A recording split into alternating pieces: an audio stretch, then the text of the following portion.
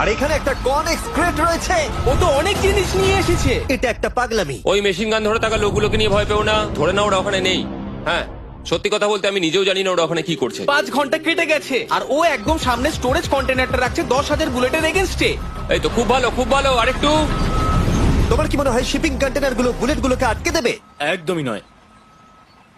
তাহলে ও বিপদের মধ্যে আছে। হ্যাঁ, খুবই খারাপ হতে চলেছে। ও গড, 6 ঘন্টা কেটে গেছে। তোমার কাজ এখন কেমন চলছে? খুব ভালো চলছে। তুমি শিওর? যতক্ষণ না কন্টেনারটা নামছিল আমি শিওর হতে পারছিলাম না, কিন্তু এখন আমি শিওর। আমি ওদেরকে জিজ্ঞাসা করলাম এগুলো কি বুলেটকে আটকাতে পারবে, আর ওরা বলল না। আর ওর আমার কথা শোনার পরে মাথা খারাপ হয়ে গেল। ও সারা রাত জেগে কাজ করলো। এদিকে এসো মিস্টার রেলরোড টাইস। খুব ভালো, খুব ভালো। এই তো কাজ খুব ভালো হচ্ছে। এমনকি সকাল হয়ে গেলেও ও ওর ডিফেন্সকে আপডেট করে যাচ্ছিল। ভাই ও স্টোরেজ কন্টেনারের মধ্যে একটা ভ্যান আর বড় টিউব ঢুকিয়ে দিল। আর আমি এসে এই সবকিছু দেখার পরে খুবই ইমপ্রেসড হয়েছিলাম। আমাকে বলো তুমি কি কি করেছো?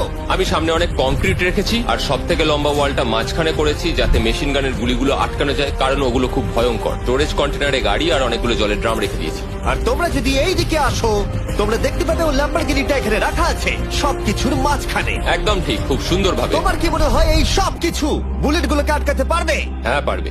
আমার মনে হয় তোমার জেতার সুযোগ মাত্র 50%। আমি যতটা সম্ভব চেষ্টা করেছি। তো আর ওরা 10,000